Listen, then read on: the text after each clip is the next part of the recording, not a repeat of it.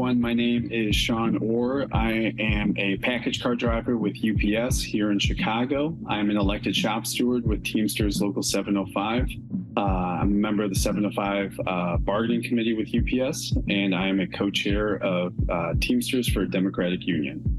All right. Well, welcome everyone to another episode of Working People, a podcast about the lives, jobs, dreams, and struggles of the working class today. Brought to you in partnership with In These Times magazine and the Real News Network, produced by Jules Taylor, and made possible by the support of listeners like you. Working People is a proud member of the Labor Radio Podcast Network, so if you are hungry for more worker and labor-focused shows like ours, follow the link in the show notes and go check out and support the other great shows in our network. And of course, please do support the work that we are doing here at Working People so we can keep growing and keep bringing y'all important conversations every week. You can support us by leaving us positive reviews on Spotify and Apple Podcasts. You can share these episodes on your social media and share them with your coworkers, your friends, and your family members. And of course, the single best thing you can do to support our work is become a paid monthly subscriber on Patreon for just $5 a month. If you subscribe for $10 a month, you'll also get a print subscription to the amazing In These Times magazine mailed to your door every month. So we got a lot of goodies for you guys over on the Patreon feed, and I genuinely mean it when I say it is because of our Patreon supporters that we are able to do the rest of the show. You know, thousands and thousands of people listen to the show every week, and less than 1% of those listeners are subscribers on Patreon, so they're really carrying the load for the rest of us. So we got lots of great bonus episodes on the Patreon feed for you guys. I know we didn't have as many in the spring because I was traveling all over the place for work at the Real News Network, but we've really come back in full force with some killer bonus episode conversations with great guests. We did a great crossover with our friends and comrades over at the Work Stoppage Pod. We talked to Alyssa Court from the Economic Hardship Reporting Project about her great new book. So that's just a taste of the great bonus content that you'll get. If you want to listen to more Working People episodes, go subscribe on Patreon right now, and you'll immediately unlock a whole lot of awesome bonus episodes that we've published over the past 5 seasons of the show. My name is Maximilian Alvarez, and I am very excited to get to sit down and chat with our guest, Sean, today. As you guys know, as we've mentioned here on the podcast, as you've no doubt been seeing in the news, we are at the precipice of potentially one of the largest strikes in U.S. history. And as we speak, the International Brotherhood of Teamsters are in bargaining with UPS, where we've got nearly 350,000 Teamsters, and a contract representing of around 350,000 Teamsters that is being negotiated right now. And we know you guys got a lot of questions about this contract fight. What the state of things is right now, what things may look like as we approach the deadline at the end of July, after which we may see picket lines across the country. So we're going to try to break all of that down with Sean today. And of course, if you guys aren't already, you should definitely go check out the podcast by our friends over at the Upsurge. They've been doing really great work, and we've actually syndicated the Upsurge over at the Real News Network, so you can listen to new episodes over on the Real News podcast feed. But if you want a deeper dive on the UPS contract fight, you should definitely go and binge all of the episodes of the Upsurge. They're doing really, really great work over there. So Sean is doing really, really great work over where he is as well. And, there's just so much I want to talk to you about, man. And I guess to maybe like set the table a little bit. for listeners. I mean, we are recording this on Sunday, June 11th. The episode's going to come out a little later in June. But as we speak right now, your union is holding a strike authorization vote, and the results of that strike authorization vote are going to come out later this week. So by the time you guys hear this, we'll know the results of that. I'm going to go ahead and assume that we can kind of take it as a given that it's going to be a yes vote. If not, color me shocked and surprised, but that is something that's going to change by the time that you guys listen to this episode. But to give you sort of a bird's eye view of why this is such a crucial struggle and why we should all be paying attention and why we should all be supporting our brothers, sisters, and siblings at UPS and with the Teamsters. I'm going to read a couple of passages here from a great piece that Sean co-wrote with another UPSer and shop steward, Elliot Lewis. This was published in Jacobin this past week. We will link to it in the show notes. It's called UPS Teamsters Are Ready to Strike. So in this piece, Sean and Elliot write, quote, "With the largest private sector labor contract in the United States set to expire at midnight on July 31st, the eyes of the American labor movement are on United Parcel Service, or UPS, and the nearly 350,000 Teamsters like us that work there. Talk is coming from all corners of a potential strike. International Brotherhood of Teamsters General President Sean Orr made it clear on day one of his presidency. If UPS does not meet the demands of the Teamsters, picket lines will go up on August 1st. If this happens, the strike will be one of the largest in American history. As the contract expiration looms less than 2 months away, other workers across the country are also standing up to demand more. From a wave of successful union elections at Starbucks, Trader Joe's, and other retail stores to walkouts from Amazon to Hollywood, American workers fighting for dignity and fair compensation through collective action have momentum on their side. In return, employers have intensified their union busting. The UPS contract fight, therefore, comes at a pivotal moment for U.S. labor. What happens here could shape the direction of the movement for years to come, not only because this contract covers several 100,000 workers who move 6% of U.S. GDP daily, but also because the issues at stake in this fight are representative of those faced by workers across the country. This contract fight is about two visions of work in the 21st century. One is promoted by workers: equal pay for equal work, dignity and autonomy on the job, and a stable work-life balance. The other is promoted by Wall Street: hypersurveillance, low pay, subcontracting, gig work, and quote-unquote flexible scheduling practices that hurt workers and benefit bosses, end quote. So, as I said, we got a lot to talk about. I got a lot of thoughts firing after reading just that introduction from the great piece that Sean and Elliot wrote, but enough from me. Sean, I want to bring you in here, and I want to before we really dig into your time working at UPS and what's really at stake in this high stakes contract fight, I wanted to get to know more about you and your winding path into doing this kind of work. So you said you're in Chicago now, right? Are you originally from the Midwest? Yeah, I'm from the Midwest, born and raised. I moved to Chicago almost 5 years ago, but I'm from Milwaukee, Wisconsin, about 85 miles up the road. Born and raised in the city up there. And I think that growing up in Wisconsin when I did was really, it really did kind of set me on the path that I'm on. Milwaukee, when I was coming up in the world, was considered, for a long time, it was considered one of the best places to live if you were a working person. It was a ton of union manufacturing jobs, high pay.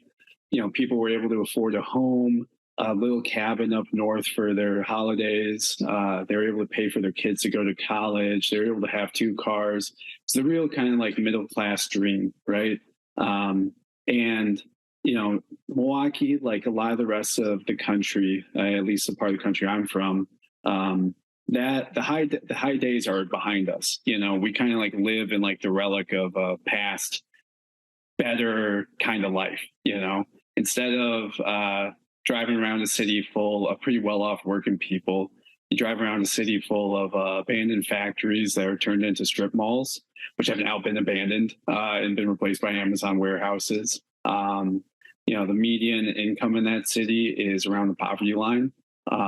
People really suffer, and the people who are working are struggling to get by. And then there's plenty of other people who they're not even in the economy. They're not even making it, I think growing up around that, knowing people who, had seen like their parents lose their homes during 2008, 2009, seeing the impacts of, just not where, I'm 30, like I'm not from the generation that the American dream happened to, you know what I mean? We're in the aftermath of that.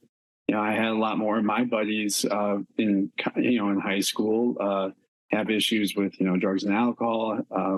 People go off and fight in the military, come back and have to deal with whatever that is, a lot of people get to go to college because that's where our whole education system set up to do. And then you come out the other end of it and you don't know what kind of job you can have. There's nothing for those career that you spend tens of thousands of dollars for. So maybe you end up being a barista, or maybe you end up working in the kitchen or whatever, and just kind of struggling to get by, So like, that's kind of like the broad framing, right? But then there was like definitely a big igniting moment for myself and for a lot of other young people, my generation. That was when Scott Walker took over as state governor in 2010. I remember in 2011 when Walker and the Wisconsin Republicans introduced Act 10 to strip away collective bargaining rights for public sector workers. I went to Madison, like over 100,000 other Wisconsinites did, and participated in the protests and the occupations, the demonstrations. I remember that was the first time that I saw, I had family who were in the Teamsters, but that was the first time that I saw like the Teamsters, because they had like all their tractor trailers pulled up in front of the Capitol building with all the rest of the unions and stuff like that. You had farmers parading their tractors through the city streets. I mean, it really was like a people's uprising. Like the people of Wisconsin flooded the streets of the Capitol to try to defend the rights of unions. And we lost that fight. But for me, I was 18 at the time. That fucking set the spark, and I've been running with it ever since. I was in college at the time. I spent more time protesting than in school, sometimes. But I kind of came out the other end really committed to being a part of labor, being part of the labor movement. I ended up working at a meatpacking plant for a while in Wisconsin.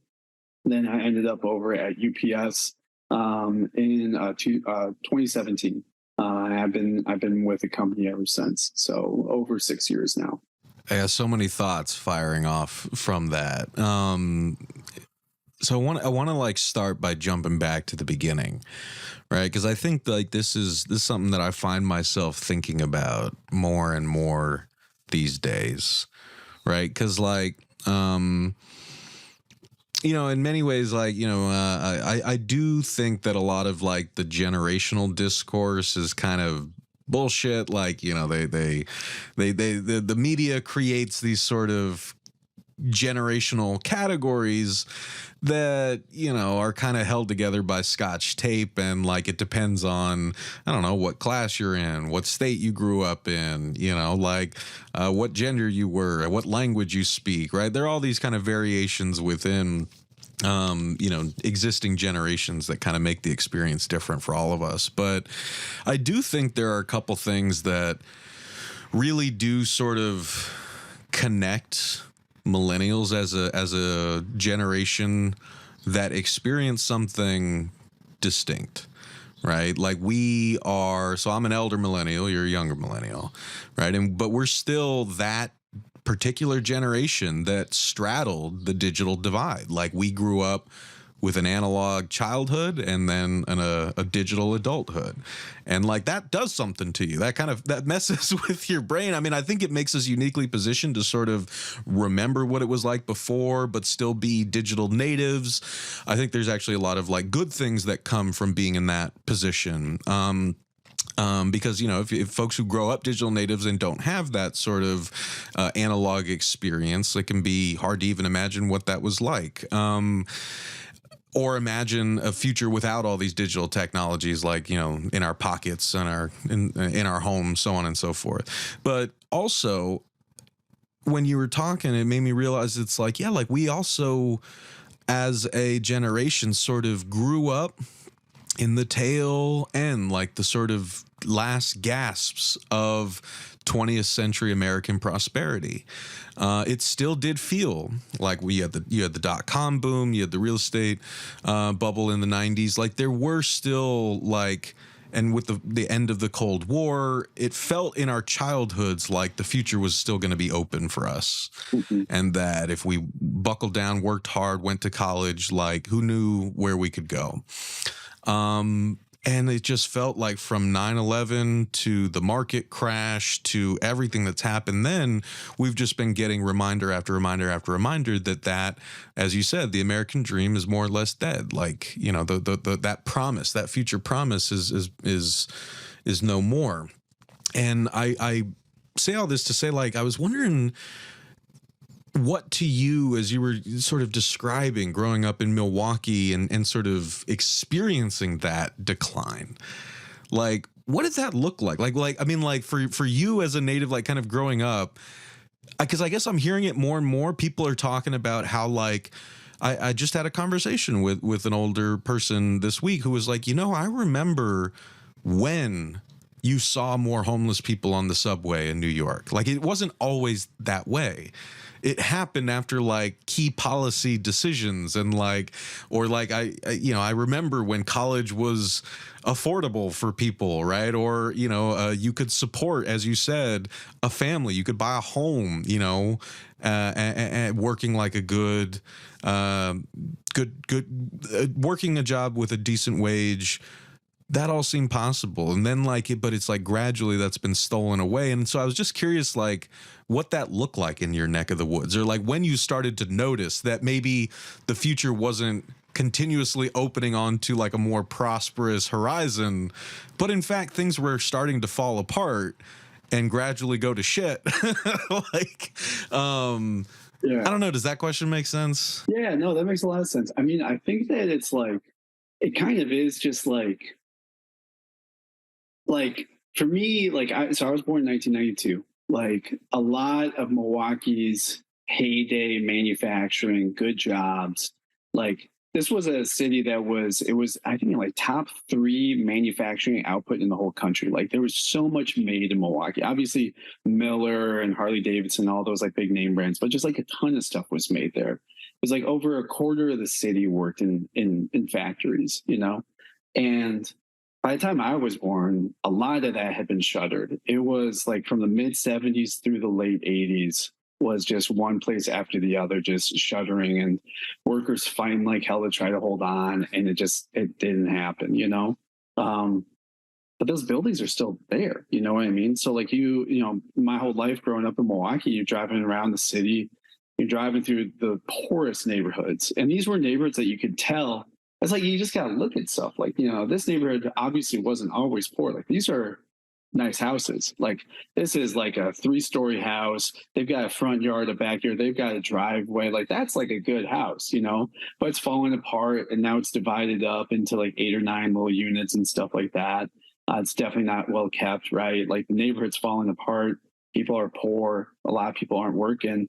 Right in the middle of the neighborhood is an empty factory or an empty flat lot where there once was a factory that they just demolished. You know, like you really do see those kind of like relics like all around you, you know, like in the city of Milwaukee, you've got Allen Bradley. You know, they made these like automated like control systems, like these panels for factories for assembly lines and stuff. And their factory is huge. You know, it's this like 9-story cement concrete structure just plopped down right in the middle of the South Side. It's got the biggest clock tower in the world on it. And it was a place that had, at the height, I think like 12,000 full-time union jobs. And those were good jobs. That was a UE local, United Electrical Workers, really militant union, really involved in the neighborhood, in the city, in local politics. And I think the last union workers retired from there 2009, 2010, something like that. And now this massive 9-story structure, it's still there. And there's like some engineering firm that's in there or something like that, but they only use like a little corner of it. You can drop a nuclear bomb on that thing. It's not going to go anywhere. You know what I mean? So like these, like, but that's still standing over the neighborhood where all the people in that neighborhood used to work there. And, you know, all that is gone. You know, people are scrambling to find jobs. And I think just like, there's a permanent sense of like, we're in like this kind of left behind space in Milwaukee, you know? Like Milwaukee in the late 60s was considered one of the best places to be an African-American in the United States because, you know, African-Americans had access to great jobs. You could get a good house. There's a good standard of living, high standard of living. Now it's considered one of like the top 2 poorest cities for African-Americans in the entire country. You know, literally like people are record high poor now than they were in the past. Like the present is worse than the past, you know, and you live in a city that looks like that. And I think that rings true to a lot of people my generation growing up across the Midwest, across the Rust Belt. I'm sure even in Baltimore, and cities like that out on the East Coast, you know, like. Yeah, I was going to say the story here is Bethlehem Steel is the one that everyone talks about. But it was wild to me, kind of moving out here from Michigan. So I'm originally from Southern California, but I was living in Michigan during my graduate program. But it was like, it felt like a mini Detroit, like kind of coming out here. A lot of just tons of vacant households that, like you said, like you're looking at them. And like, you know, some of the row houses, like they look small from the front, but like in Detroit, you also have whole neighborhoods of like big houses that are just boarded up, or, you know, the like maybe they're like propped up, you know, with these big planks of wood. And yeah, it just feels like the city's being desiccated. And it is. I mean, like the city's been losing population for decades. It's slowly dying. So the people who stay get taxed more, right? The city's entire, you know, philosophy on trying to generating economic development is to like give huge tax breaks away to like already wealthy developers. Using like financial instruments like TIFs, like they're supposed to be incentivizing development in blighted areas so that they can like, you know, generate, you know, investment in areas that, you know, don't normally generate a lot of investment. But of course, with the way that, you know, city corruption goes, private industry corruption goes, all that money is just like, as my colleagues Stephen Janis and Taya Graham and the great Jane Miller have reported in like a recent documentary, it's like all that money's just going to build up high rises in, you know, the on the waterfront.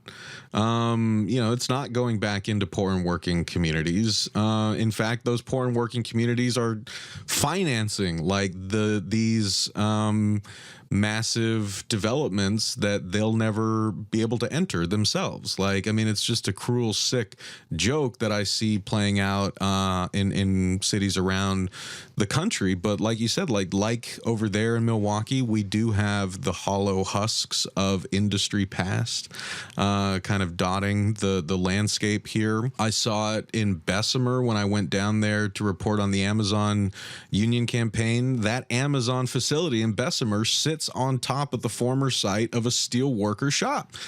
That once that that like center of production, the economic heart of the working class community there was ripped out. You know, now we see that Bessemer has twice the national poverty rate. It's also a majority black town. Those good union jobs were not really replaced with anything comparable until along comes Amazon. That's paying better than like the minimum wage service jobs in the area, but still paying less than the union warehouse jobs in the greater Birmingham area. So it's just all part of this picture of decay and of, I think, like deliberate destruction of our communities by profit-seeking entities that have the power to just destroy entire communities, states, generations. And they get a pass as if like, well, that's what they got to do for their business. And so great. So this is how we organize a society. This is how we organize the way that people provide for themselves and their families, just hoping that an industry won't pick up and leave or, and leave your entire area in ruin, apparently. Well, I think you really hit the nail on the head with the word deliberate, because I think that that's something that gets lost a lot. Like people like talk about, they talk about the Rust Belt as if it's like a natural phenomenon, like a famine that came through, or like, a plague of locusts. It's like, oh yeah, this sucks, but that's the way the world goes. You just gotta live with it. It's like, no, like this was deliberate. This was a conscious effort. There were human beings that made decisions, conscious decisions, that it was better to wreak all of this social and economic destruction on hundreds of thousands of people in Milwaukee, and then you extrapolate that across all these other regions. It's better to have that than to continue to have these people be our employees, because these people, these working people in this country, in Milwaukee, all over this country, have high expectations, of what they expect for the fruit of their labor, And in a city like Milwaukee, it was a manufacturing city, but it was a militant city. Like all of these shops were union to the core. They would strike for whatever they needed, and there was that real sense of like a militant working class culture. There's a reason why in the city of Milwaukee, for over 50 years, the city government was run by the Socialist Party, because this was like there was this level of organization on the job in the neighborhoods throughout society where people felt and knew that they were a part of a class of people, the people who are exploited, and they wanted to have all these institutions, these organizations to fight back. And the people who owned those factories, the people who worked in those financial firms that own most of these factories, most of these companies now, they made a conscious decision. It is better to devastate this than to continue to extract profit from this. Like those factories are still up there. They're empty. You could reopen a factory in the middle of Milwaukee tomorrow to make car parts, to make whatever. You could reopen like all sorts of these places tomorrow. You've got the people there. You've got the instruments there. You got everything. They don't do it because they would rather make the money elsewhere and deny us power here. And I think that that's really important for people to realize, like, this was deliberate. All of this stuff is deliberate. And it's something that we're bringing up a lot in our UPS contract fight. What Elliot and I raised in the article, we can't just like keep our blinders on. We have to see that what's being done to us, it's not just some natural thing. It's a planned thing. It's something that's planned. There's deliberate ideas behind it. And if it's human ideas, if it's deliberate ideas, then that means we don't have to accept it. It means that, that might be wrong. That might not be right for us. Maybe we can actually do something different, And we're seeing, the new plans, the plans around how our logistics industry needs to be run, around how our economy needs to be run after COVID. We're seeing that play out in our contract fight. And we're fed up with it. We think we should have a different vision for how our lives should be in the future. Hell yeah, man. Well, and I think that's one of many reasons why people should be invested in this fight, and also why they should be invested in the labor movement, right? Because it wasn't always this way. I guess that's really what I was trying to get across with me and Sean sort of going down memory lane here, talking a bit about our experience witnessing American decline. Is I don't want folks listening to this to sort of end up feeling like, well, this is just the way things are. This is the best that we can get. This is the natural order of things. No. This is a world created by policymakers. This is a world that we have inherited from, the tycoons of our day and their bought off politicians and, their friends in the media and stuff. Like, the people in positions of power have made choice after choice after choice that have laid the groundwork for the path that we're currently on, and that includes decimating the organized labor movement. That includes deregulating industries left and right, so that even though working people have been working longer and harder for the past 40 years, we have seen our wages by and large stagnate as the cost of living continues to go up, and as all of that excess productivity that is coming off of our backs, all of the profits, all the revenue generated by that, it is not, as Ronald Reagan promised it would, trickling down. We've got 40 plus years of data to prove no, that's bullshit. It's all been going into the pockets of executives and their shareholders, right? So like these are deliberate decisions that were made. This is a future that was created not by, as Sean said, sort of like natural processes, or acts of God. Like this is a man-made decline of a society that is capable of so much more. And I guess, like, by way of getting us to your time at UPS and the current contract fight, you mentioned another sort of crucial historical moment that gives us a window onto those decisions that are made and the impacts that they have, which was Scott Walker and Act 10.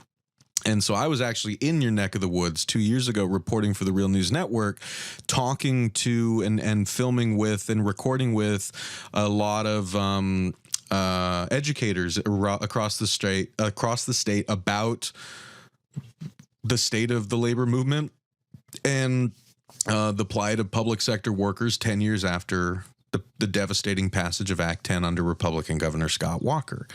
I was wondering, because I know we got a lot to get into with UPS and the contract fight, but I wanted to just ask if you could say a little more about what that moment was and what it meant for you, what it taught you about, I guess, like the sort of the people who are actively making our lives worse and what the antidote looks like. That's a great question. I mean, I think like we all learn from experience, right? Like we all learn from our experiences in life, things that we've read, things that we've seen. But I think that, like, a lot of times we learn collectively when we all engage in something together, and coming out the back end of it, win or lose, there's a lot to digest. And I think it took me and my whole generation up in Wisconsin that went through that fight, we learned a lot of lessons out of that, a lot. Obviously we lost, right? Like Act 10, we fought that. People occupied the state capitol, 100,000 protesters outside for weeks, and still passed. And we still live with it. But I think some of the things that we did learn, we learned that we don't have to just keep going through the motions, when wrong is being done to us, we can stop what we're doing and go act, to see all those working people come out, skip work. There was talk of a general strike in Madison, just to be at the protest to shut it down. That was incredible. I think we learned that there's people in the Republican Party that have a absolute commitment to wringing every last penny out of us, and to making us as broken down and as unable to defend ourselves as working people as possible. I think we learned that the the leadership of the Democratic Party don't have any answers for the current moment, and they still don't. The big idea coming out of them at the time was, hey, the guy who just lost an election to Scott Walker for governor, let's run him again for governor, and let's see if we get a better result. And we didn't. He lost, But, I think that we all got to see, it's like, oh, this party, the Democrats, that's supposed to be there to have our backs, right? Like, they're not up for the challenge. They're not up for this moment. They're using talking points from 25 years ago. Now they're using talking points from 35 years ago. That's the reason why they're all 80 plus years old, because young people, we don't believe that shit. Like, that doesn't click. They're not talking about the current moment. They're stuck in the past, and I think that we learned the absolute vitality and importance of our own organizations as working people, our own unions, our own organizations, right? Because if this state government was doing that much just to bust up teachers' unions, well, then teachers' unions and other unions must have a lot that they're afraid of. And they do, any space where ordinary working people come together and realize we can change the world, we can change our workplace, we don't have to accept things as what they are. That's a danger to them. That's terrifying to them. That's why they, going back, that's why they busted all of the manufacturing, all these places, because that kind of class consciousness, that kind of awareness that comes out of people every day struggling with each other in their unions against their bosses, that creates a different kind of working class than the capitalists want to have. They want docile people. They want people that feel defenseless, that feel like little atoms, little pieces of driftwood floating around in the ocean. That's what they want. And anything that's not that, they're scared shitless of it. So I think, my biggest lesson coming out of that was, we need a full-on revitalization and transformation of the labor movement, because we got to go to fucking war with these people. We got to stop what they're doing. We got to stop the direction they want to take our country in, because we all deserve better. We all deserve better. And we got to fight like hell to make that happen. Hell yeah, brother. I couldn't have said it better myself. I think that is beautifully and powerfully put, and really tracks with, I think, what we hear week in, week out on this show. It tracks, I know, with my own experience. I say this a lot because it's something that I've realized later in life, looking back at all the low-wage, non-union jobs that I've had, from service industry work, pizza delivery driver, retail, restaurant waiter, warehouse temp, factory temp. It's just like, what I realized is that the American workplace, a lot more than work happens there, right? Or a lot of work is done on us, like you're saying. Like, there's a lot of social conditioning that happens in the workplace that serves the interests and needs of the people who are in power and who, are determining the shape of our society and need us to be sort of compliant, exploitable, powerless cogs in the machine in order to make the rest of the machine run the way that they want it to.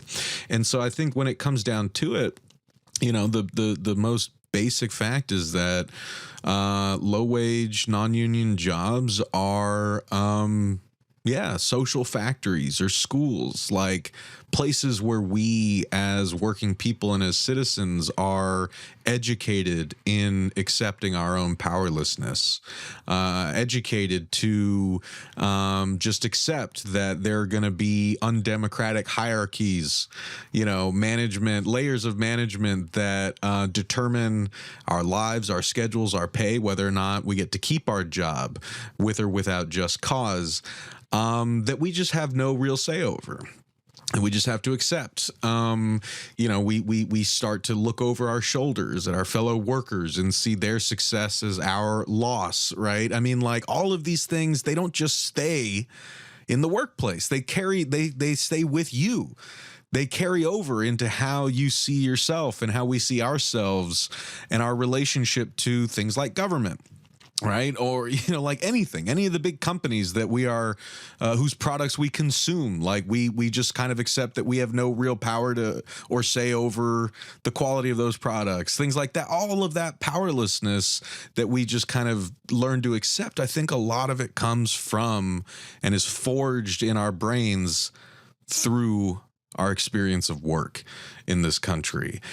And like you said, it's something completely different, or at least you see the pathway to something completely different when you are in a union, or when you were fighting to build a union, and when you were seeing how scared shitless you were making your boss at the very thought that you and your coworkers are working together to exercise your democratic rights, to unionize and advocate for yourselves, to refuse unsafe work, so on and so forth. So I wanted to ask about that. I know you mentioned that you had some family members in the Teamsters, but like, what was it like for you coming to work at UPS, and how, was that experience, perhaps becoming part of the union? Like, how was that different from what you were used to?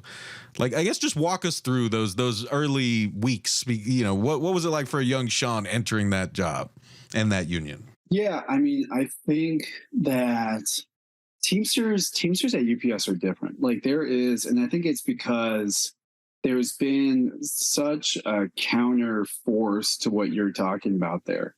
This, like, that constant daily, hourly, minute by minute, like, push of management to just make you into the perfect cog in the machine and just break you down, dehumanize you, make you just into this machine, right? Like, there's such a counterforce at UPS because of the militancy of the union, because of this long history of the union, because of the 1997 strike. Like, my coworkers, who are the highest senior guys and gals, like, they were strike veterans, and they carry that memory with them.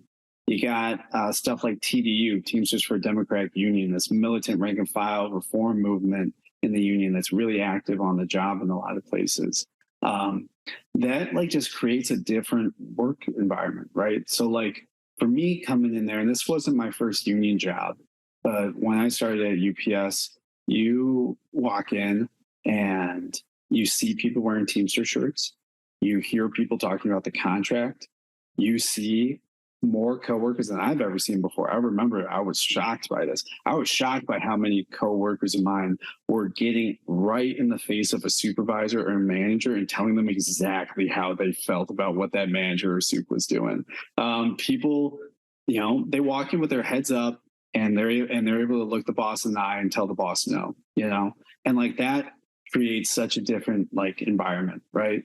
And I think that helps to provide, like, a little bit of a context to, like, where we are in this contract fight and why the expectations are so high, why the militancy is so high, why this really is a transformational moment.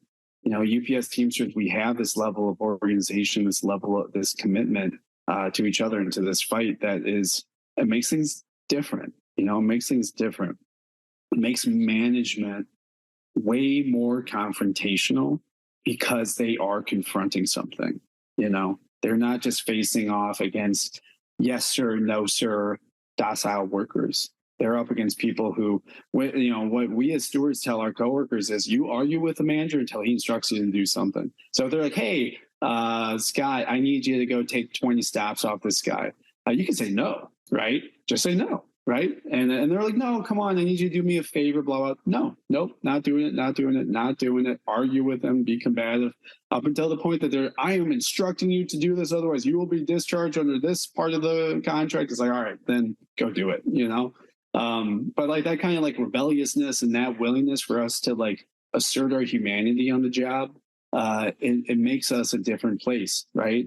It makes UPS management act differently. It makes the company act differently. And it makes us act differently as workers. Like, we have a higher standard of how we expect to be treated and how we carry ourselves at work, and I think that's a product of a lot, and it's not perfect. There's a lot more that we can be doing, and there's a lot more I want to see happen. But I know that we are in a lot different of a place than a lot of other workplaces in the country. And I would like to see us spread that beyond UPS into the rest of the economy.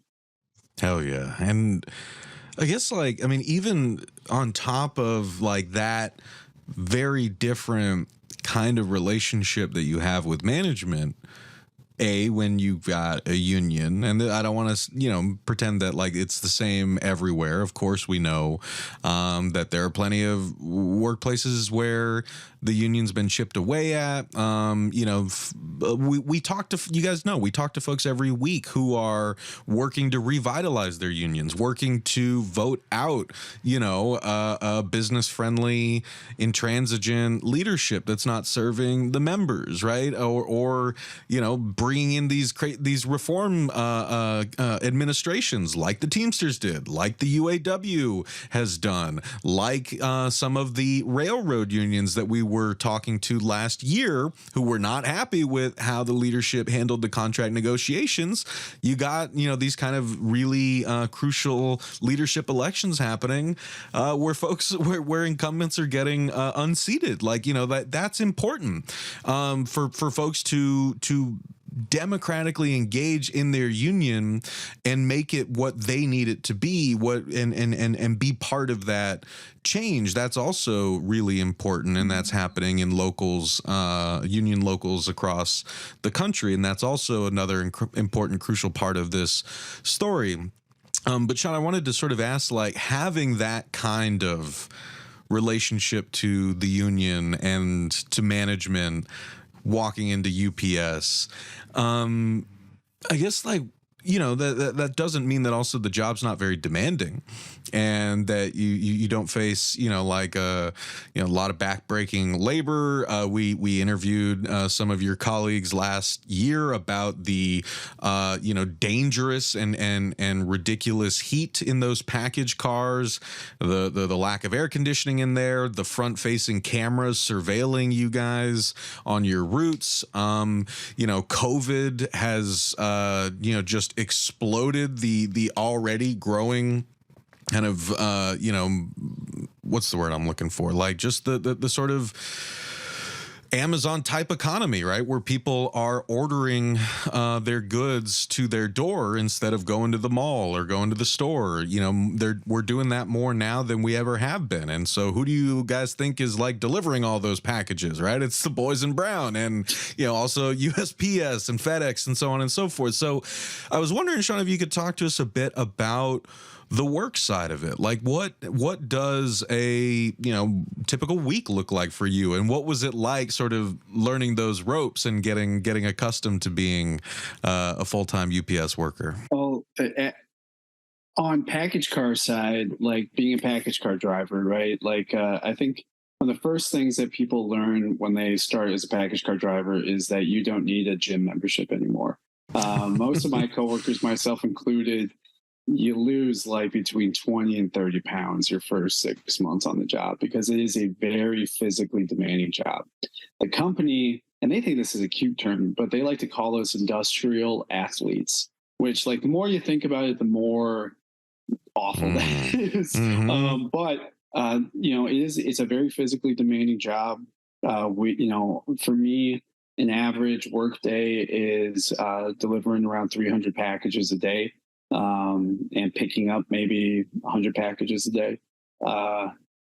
That's not just, constant. It's like you pull up, you're driving, this, 8-ton truck around a neighborhood, you park, you get in the back, you grab every package you need for that block. And that could be, a tiny little Amazon envelope, or it could be a 120-pound dresser that somebody ordered.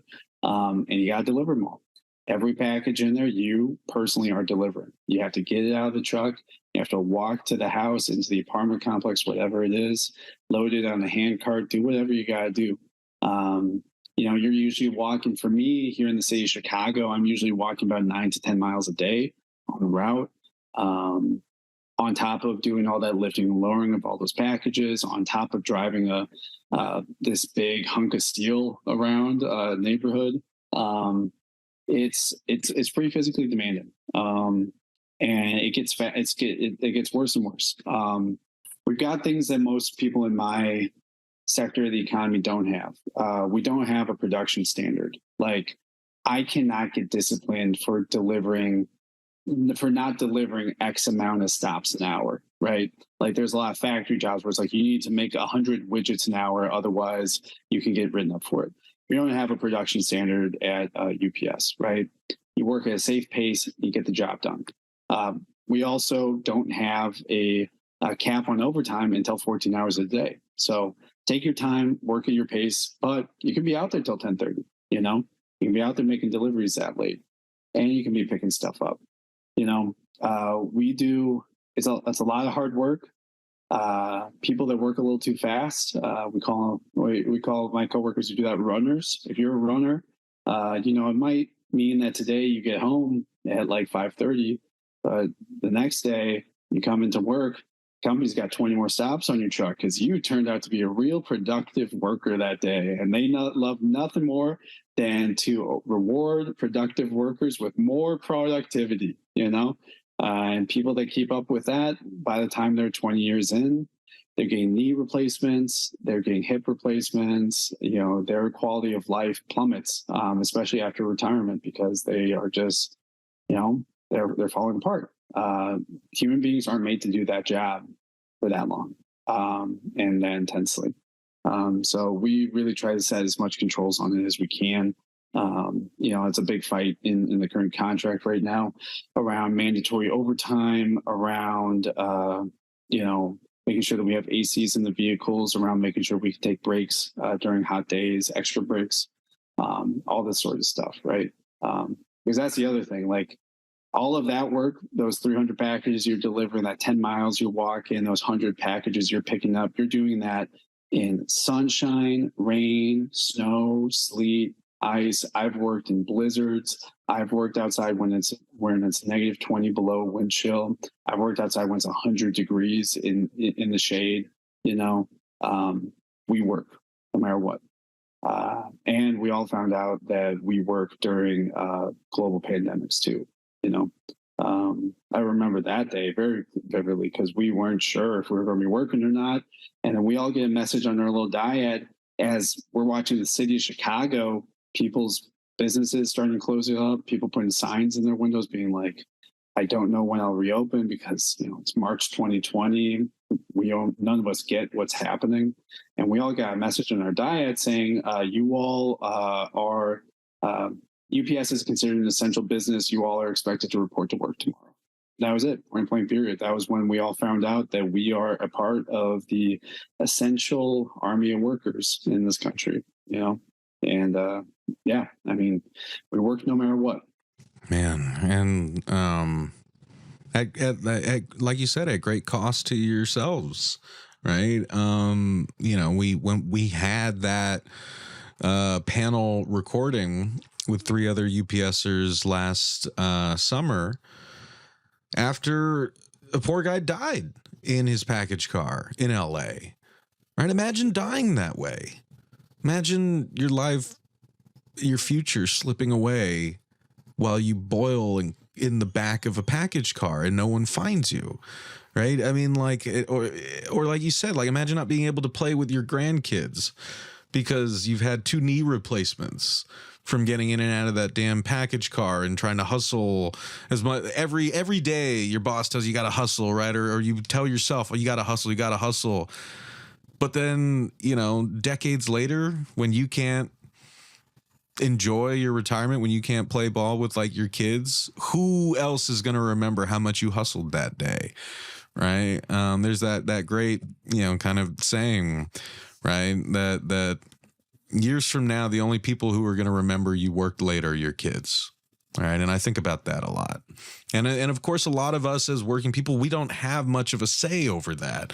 You know, when we're like, we've interviewed so many people who are working forced overtime and missing, you know, their remaining years with their parents before they pass away, or they're missing, t-ball games and barbecues with their families, because the coal mine that they work for in Alabama is like forcing them to stay underground for longer. The manufacturer or the production plant at Frito-Lay, right, mistreats its workers so badly that the few people who still stay get all that extra work piled on top of them, and they're pushed into forced overtime, so on and so forth. So I say this to kind of really hook things back to that great passage in the Jacobin piece that I read from at the beginning of this episode, where, Sean and Elliot like really talk about why the UPS contract fight is so pivotal, not just for UPSers, but for all of us, for the labor movement, right? I mean, like, we are pushing against, right, the boss's vision for society. And I think we've all seen what that vision is, like what that direction goes in, and what it means for, like, what it would mean for us in our society, right? To continue to go down this route where human bodies are just grist for the mill, where we are nothing but numbers on a spreadsheet. We are nothing more than just sort of faceless meat bags to be discarded when we have nothing left to give. That is like Amazon's entire business model. It's just chew people up and spit them out when they have nothing left to give. That's why, they have a turnover rate at some of those sorting facilities of 150%. That's insane. I've worked in those warehouses. I can't imagine, or not Amazon, but warehouses like that. I cannot imagine working somewhere where the turnover was that high. And we had a high turnover at my warehouse. But like, if you have 150%, like, you have no one to work with. Like, I mean, like, the guys to your left and your right are going to be gone by the end of the week. Anyway, I digress. Point being is, I wanted to kind of, talk about the contract fight, like, roll this over into a discussion of how this is all culminating in the current contract fight and what's really at stake in that fight. And I was thinking maybe by way of getting us there, if you could sort of like connect what you were describing in your day-to-day work as a package car driver, right? All those packages that end up in your truck, right? Someone's loading them in there, right? Like there are also folks sorting, those packages. There are people delivering those packages, right? There's a big operation here. There are full-timers, there are part-timers. I was wondering if you could just sort of like give folks a little more of a sort of insider's view of like how big this operation is, and like what sort of key issues in that larger workplace ecosystem are really rallying you and your fellow Teamsters and UPSers in this current contract fight. Yeah, for sure. So, so me as a package car driver, I'm the one that people see out in public, right? I'm the UPS employee driving a delivery truck in the neighborhoods, making deliveries, making pickups, bringing them back into the warehouse at the end of the night. That's just a corner of UPS. UPS is we're as integrated into the U.S. economy as the railroads are. And we have people who are doing things, who are doing a job in every corner of that to make that happen. Over half of my coworkers around the country are part-timers. These are people who work in the warehouse, either loading or unloading trailers, working on sorting belts or sorting lines, or loading or unloading package cars. They are paid next to nothing for their work. Here in Chicago, they're paid just above the minimum wage right now. We have, they deal with the worst levels of harassment, the thing, with us package car drivers, that we've got that hypersurveillance, you got stuff on the trucks and stuff like that. But when you're out on the road, you're by yourself. You know what I mean? Like, you don't have a supervisor standing right next to you screaming at you every minute to work faster, work faster, work faster. Our brothers and sisters that work in the building have that every single day. They deal with massive amounts of harassment, people who basically crack a whip on their backs to make them work faster. The levels of harassment are terrible, absolutely terrible. I've had coworkers who have been in prison say that it feels like the exact same place. So for the part-timers, the biggest issue we're facing right now is just poverty. People are not making nowhere near enough money, and the company, I think they know that, right? I think they like that, but it's at such a point where you've got people who, rather than get forced to come into work, and the company, right now they're trying to save money, so they're cutting down on overtime for part-timers. So, basically they're trying to make them do 7 hours worth of work in 3.5 hours, right? Because that's their daily guarantee per the contract. They are guaranteed 3.5 hours of work. Anything over 5 hours is overtime. So the company to save money, they're like, hey, how about you do the same amount of work you would do starting at 1 a.m., but we're going to have you start at like 4:30, You're doing that, you're paying someone just above the minimum wage, and you're going to yell at them the whole time. A lot of people don't take that. So they're just not coming into work. They're quitting. A massive turnover that we have. At my building alone, we've got dozens of vacancies because nobody wants that job. So I know here in Chicago and around the country, getting a significant raise for part-timers is one of our top priorities. Making more full-time jobs on the inside is a top priority because we believe that people want a full-time job. They should have it. We can't accept part-time America as a reality. We should push back against that, right? Obviously, some people want to work part-time, and that's totally fine. But if you're doing that, you should be comfortable, right? I don't think that anything less than $25 an hour is acceptable at a company that can make $13.9 billion in profits last year. And since they didn't know what to do with that money, they weren't going to give it to us in raises. They decided to give it as stock buybacks to all their rich buddies in Wall Street. So part-time issues are significant. We're also looking for AC inside the facilities and more cooling options inside the facilities because it's hot. These big warehouses, managers have AC in their offices, but us workers on the line, we don't. We're looking for stronger stuff to fight back against harassment on the job as well, and all sorts of that kind of stuff.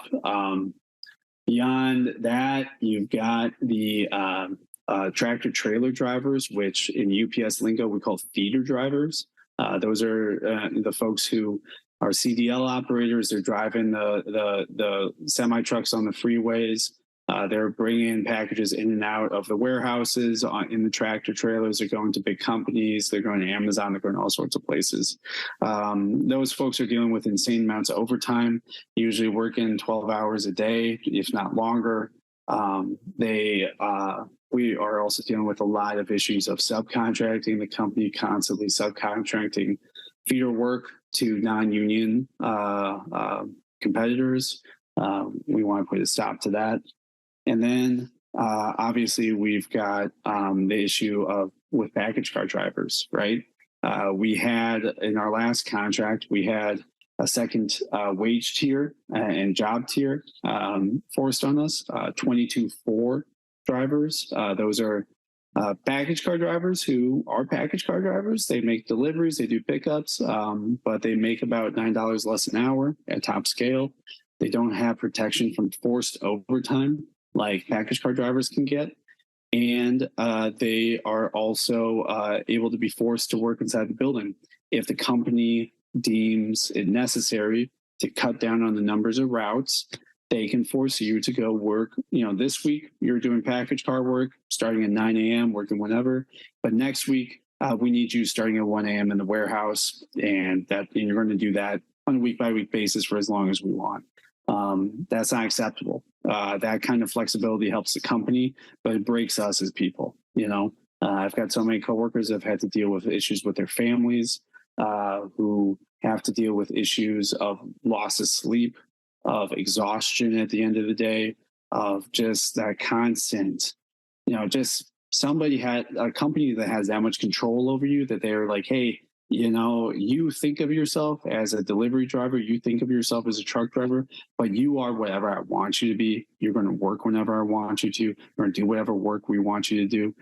And that wears on people, that breaks people down. We want to eliminate that entire job classification totally, day one of the contract. We want everybody who's a package car driver to be a package car driver, point blank, period.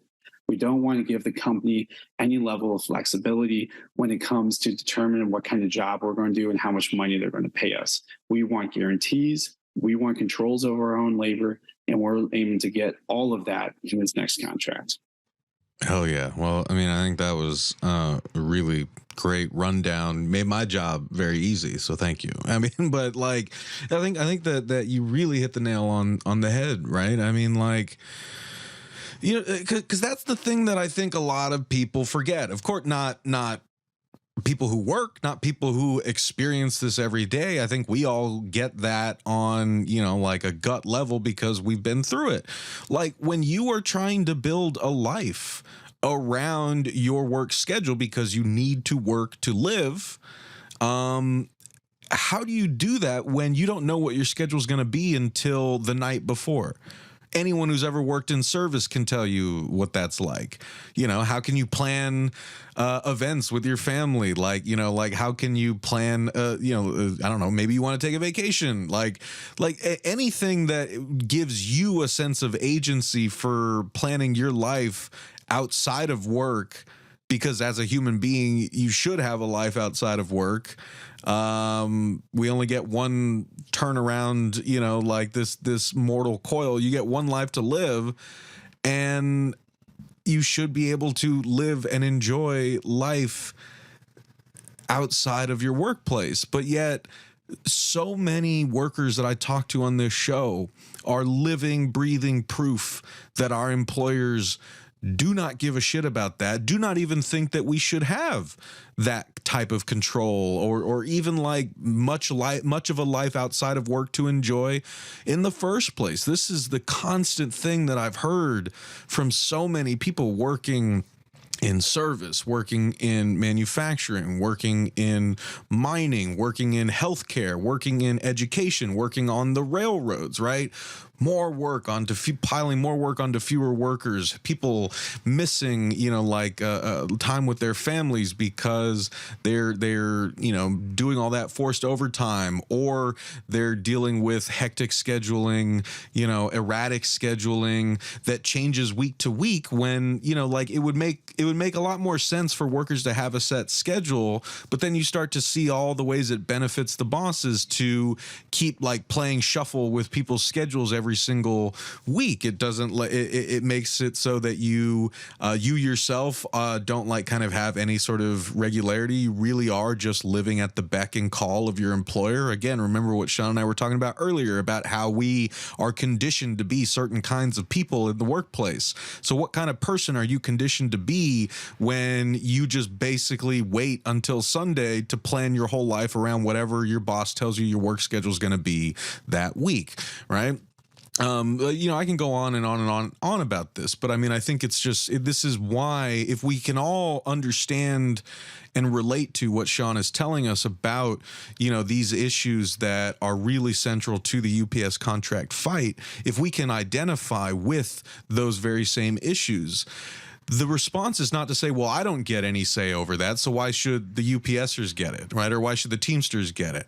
It's like, no, like we should all be fighting for that, right? So like we should want the Teamsters to win this fight so that we can then learn from them how to win that fight. We can build on that momentum and keep pushing back in the other direction, demanding, you know, that we have more of those kinds of guarantees with our work, that we know what kind of work we're going to be doing, when we're going to be doing it, and how much we're going to get paid for it, instead of just, being, you know, at the mercy or lack thereof of our bosses.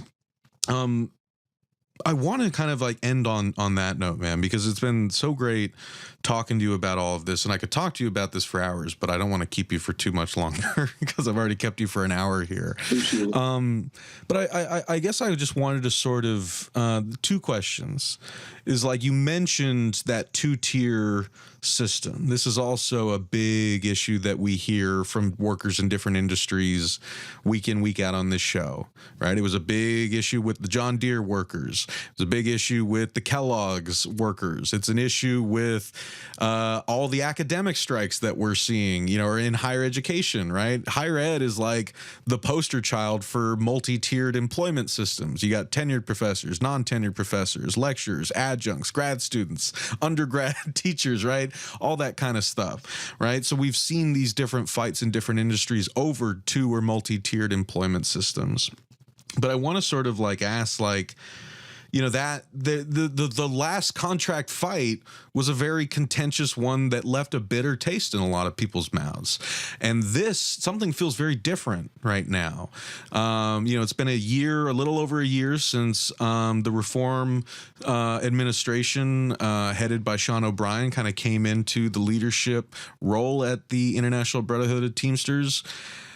I wanted to ask, has that galvanize people? I guess, have you seen that difference over the past year on the shop floor level? And yeah, just kind of rounding us out on what do you think is going to happen between now and July? Or what should folks be looking for? What should they be paying attention to? And what can folks ultimately do to show up and stand in solidarity with our siblings at UPS and with the Teamsters? Yeah, no, for sure. I appreciate this opportunity, brother, for this conversation. I think this has been phenomenal, and I'm really glad to share it with coworkers. I think that I think that the effect of that 2021 international election in our union was that it put my coworkers, the rank and file, put people into motion, and they haven't stopped being in motion ever since. People are having high expectations of what we will accept in this contract. If we do not get rid of 22-4's day one of this new contract, this is a strike issue. If we do not get a significant raise for part-timers, it is a strike issue. If we do not do something to stop UPS from trying to gigify our jobs, it is a strike issue. We are not willing to accept the tide of history in this fight. We are here to push things back and to get things flowing in our direction for us. My coworkers have been all involved in this fight. I mean, the level of engagement is incredible. People are strike ready, and not just in my building, but in every UPS hub around this country. You've got coworkers who are not just fighting the boss every day, but they're connecting with each other around the country through TDU, through UPS Teamsters United. We've got workshops where, thousands of coworkers on their days off are calling in to learn about the contract, where we're at, to learn the next steps of the contract campaign. You've got people handing out flyers and leaflets, collecting signatures at the gates all over the place. You've got Teamsters rallying in their parking lots of the UPS facilities all over this country. People are in motion. Things are happening. The ground's shifting beneath our feet. We're coming into this with both fists swinging, and I think that we're going to come out the other side with the best contract that we could ever possibly imagine in the current moment. Right? There's going to be more to fight for after this, but we're coming to take everything that we possibly can, and I think that people should be expecting to see August 1st. If things are looking good, it's because we fought the company like hell and we got a contract that 350,000 Teamsters with very high expectations are good with, or you're going to be seeing picket lines. You're going to be seeing stores up and down this country trying to figure out how they're going to ship their goods out because UPS is not running. And you are going to see a lot of fun happening out there on those picket lines because we are taking the fight to the streets, and we are going to get that this contract won in the streets. So I would say if you are looking to get involved there's a lot of ways to get plugged in. If you're not a Teamster, there's all sorts of ways to get involved. Get your union involved. Put out a solidarity statement with the Teamsters. If you're out there in the community, in cities and towns all up and down the country, I would say reach out to your local DSA chapter. DSA has this incredible campaign, DSA Strike Ready, to build support for the Teamsters in this fight. We've got dozens and dozens and dozens of chapters working with rank and file Teamsters, working in the community, going to do community canvases, community rallies, really building the level of public support and public solidarity that we need to win this fight. So I would say get connected up with DSA, get involved in that, but most importantly, come out in August, show some love to the Teamsters if we're on the picket line, and help us transform the labor movement and transform this country.